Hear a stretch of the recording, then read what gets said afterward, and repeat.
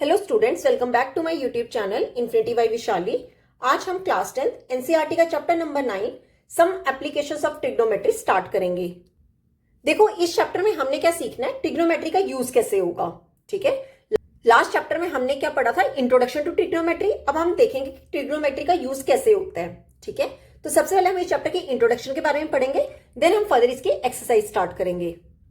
देखो, इसमें हमने दो चीजें पढ़नी है। एक हमने पढ़ना है angle of elevation, angle of elevation, और एक हमने पढ़ना है एंगल ऑफ डिप्रेशन। ठीक है, देखो क्या होती है ये चीजें। एंगल ऑफ एलिवेशन में एक होता है हमारा, इसमें जो एंगल होता है वो हमेशा कहां बनता है, हॉरिजॉन्टल के अबव, एंगल अबव हॉरिजॉन्टल। और एक जो बनेगा form between line of site and horizontal line. ठीक है, देखो एंगल ऑफ एलिवेशन कहां बनता है, या तो वो एंगल होगा हॉरिजॉन्टल के अबव, या फिर जो फॉर्म होगा कौन सा, लाइन ऑफ साइट और हॉरिजॉन्टल लाइन के बीच में। ठीक है, जैसे एग्जांपल समझते हैं। हमारी हॉरिजॉन्टल लाइन किस तरह की होती है, इस तरह की। ये हमारी क्या है, मान लो हॉरिजॉन्टल लाइन। ठीक है, इसे हमने कहा हॉरिजॉन्टल लाइन। और यहां पे समझ लो कि यहां पर क्या है, एक आई है। ठीक है, ये क्या है, आई। और यहां से आई जो है वो क्या देख रही है, एक ऑब्जेक्ट देख रही है। इसे ले लो, ये क्या है, एक ऑब्जेक्ट है। ठीक है, अब जो आई देख रही है ऑब्जेक्ट को, इसे हम क्या कहते हैं, लाइन ऑफ साइट। क्या बोला जाता है, लाइन ऑफ साइट। और इसके बीच में हॉरिजॉन्टल लाइन और ये जो लाइन ऑफ साइट, इसके बीच में जो एंगल बनता है, ठीक है, इसे हम क्या कहते हैं, एंगल ऑफ एलिवेशन। क्या बोला जाता है, एंगल ऑफ एलिवेशन। क्लियर। तो यहां से हम एंगल ऑफ एलिवेशन को क्या कह सकते हैं, the angle of elevation of the point viewed is the angle formed by the line of sight with the horizontal when the point being viewed is above the horizontal level. That is the case when we raise our head to look at the object. क्या मतलब हुआ कि यहां पर मान लो कोई person है, ठीक है, वो कोई ऑब्जेक्ट देखने के लिए उसने अपना हेड जो ऊपर उठाया, ठीक है, इस लाइन को हम क्या कहेंगे, लाइन ऑफ साइट। और हॉरिजॉन्टल लाइन और उस ऑब्जेक्ट को देखने के बीच में जो एंगल बना उसे हम क्या कहते हैं, एंगल ऑफ एलिवेशन। क्लियर। तो ये था एंगल ऑफ एलिवेशन। अब देख लेते हैं एंगल ऑफ डिप्रेशन। देखो नेक्स्ट है एंगल ऑफ डिप्रेशन।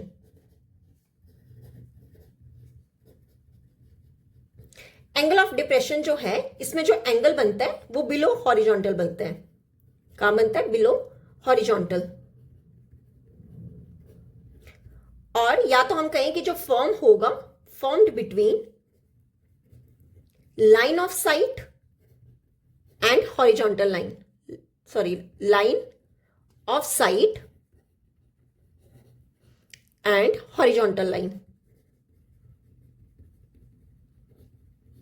ठीक है, देखो एंगल ऑफ एलिवेशन में हमने क्या पढ़ा था कि एंगल जो बनता है वो अबव हॉरिजॉन्टल बनता है, लेकिन एंगल ऑफ डिप्रेशन में क्या होता है, एंगल जो है वो बिलो हॉरिजॉन्टल बनता है। और जो सेकंड है वो सेम है कि जो एंगल फॉर्म होगा वो लाइन ऑफ साइट और हॉरिजॉन्टल लाइन के बीच में होगा। क्लियर। देखो यहां से हम क्या बताएंगे कि एंगल ऑफ डिप्रेशन क्या है, angle of depression of a point on the object viewed is a angle formed by the line of site and with the horizontal when the point is below the horizontal level. That is, एक ऐसा case होगा जहां पे हम अपने head को क्या करेंगे, नीचे देखेंगे, to look at the point when viewed. ठीक है, देखो इसे समझते हैं। जैसे मान लो कि ये कोई एक टावर है, ठीक है, इस टावर के ऊपर कोई एक पर्सन है, ठीक है, वो यहां से देख रहा है, मान लो ये आई है, ठीक है, उस पर्सन की, वो यहां से देख रहा है किसी ऑब्जेक्ट को, और वो जो ऑब्जेक्ट है वो कहां है, नीचे है। ठीक है, ये हमने ले लिया ऑब्जेक्ट। ठीक है, ये हमने क्या ले लिया, ऑब्जेक्ट। ये मान लो कि कोई बिल्डिंग या टावर, कुछ भी मान लो कि ये टावर है। क्लियर। अब देखो यहां से क्या होगा, ये जो आई है इसके पैरेलल ये हमारी क्या होगी, हॉरिजॉन्टल लाइन। कौन सी लाइन, हॉरिजॉन्टल लाइन।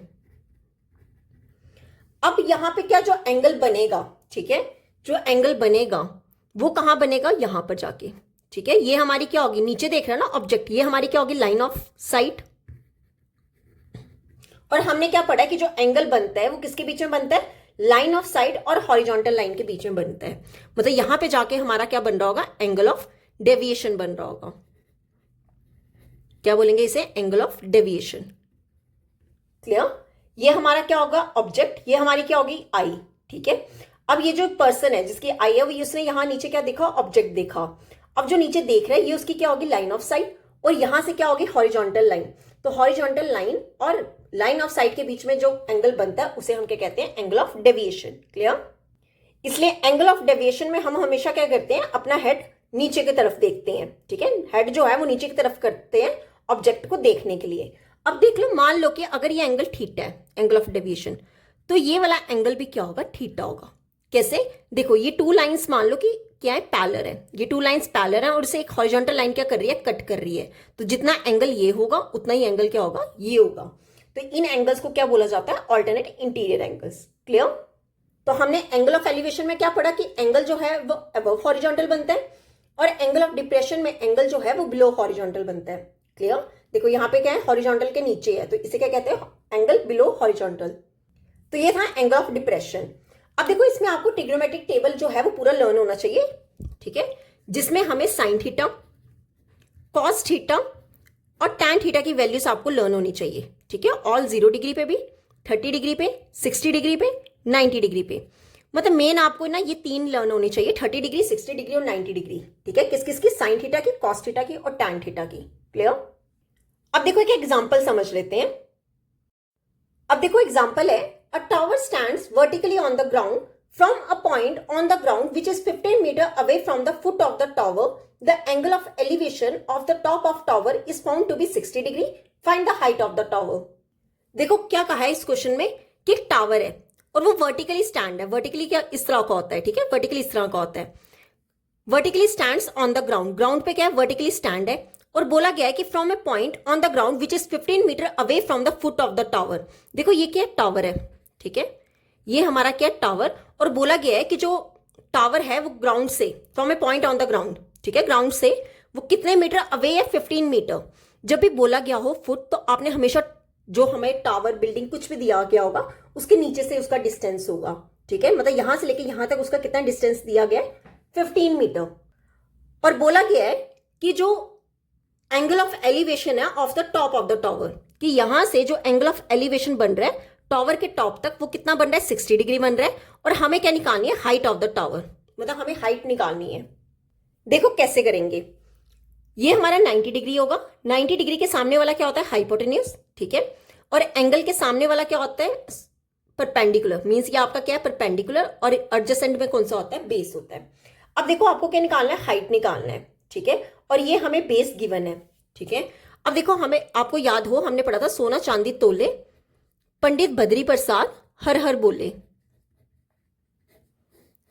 ठीक है, अब देखो आपके पास जो रिलेशन बन रहा है, बेस आपको गिवन है और आपको क्या निकालना है, परपेंडिकुलर निकालना है, मींस आपको हाइट निकालनी है। तो परपेंडिकुलर और बेस के लिए कौन सा होता है, टैन होता है। ठीक है, तो क्या लिखोगे, टैन, कितना एंगल है, 60 डिग्री। टैन 60 डिग्री क्या होगा, परपेंडिकुलर डिवाइड में बेस, क्या होगा, परपेंडिकुलर डिवाइड में बेस। अब आप देखो अगर मैं इसे नेमिंग करूं, ये हमारा क्या होगा, एबीसी। ठीक है, परपेंडिकुलर क्या है, बीसी, डिवाइड में बेस, बेस हमारा कितना है, एबी। अब देखो यहां पे आपको tan 60 डिग्री की वैल्यू पता होना चाहिए। tan 60 डिग्री होता है √3। √3 किसके इक्वल होगा, बीसी क्या है, एच, या फिर बीसी को फिलहाल बीसी रहने दो, डिवाइड में एबी। एबी कितना है, 15। ठीक है, अब ये 15 ले जाओ इस साइड, तो यहां से बीसी हमारा कितना आ जाएगा, 15 √3। ये हमारा क्या आ गया, बीसी। ठीक है, अब यही जो बीसी है, इस ये क्या है, हाइट है टावर की, तो हम यहां से क्या कह देंगे, therefore height of tower is 15 √3 metre. ये हो गया इसका आंसर।